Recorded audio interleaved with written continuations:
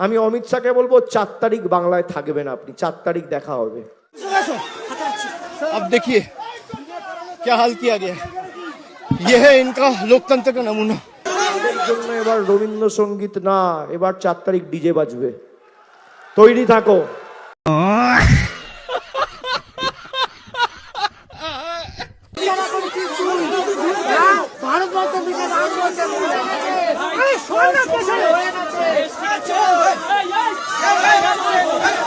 দম্ভ অহংকারে কখন কি বলতে হয় তা গুরুজনদের কাছ থেকে শেখেনি। আজ তাই প্রতিফলন দেখতে পেল বাংলার জনগণ। দম্ভ অহংকার যত বেশি দেখাবে তত বেশি আগ্রাসের মধ্যে পড়বে।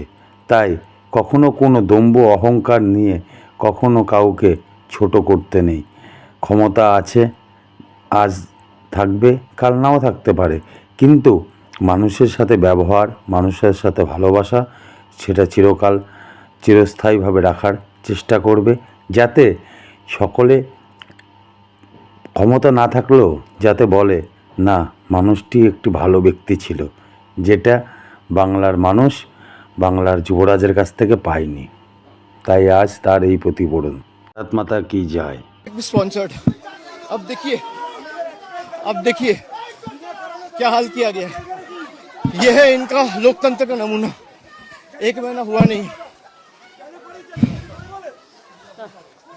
भाई तुम एक तो please sir, you are on the way to meet the post poll victims. अब देखिए पुलिस कहीं नहीं है। पुलिस को बार बार बोलने के बावजूद भी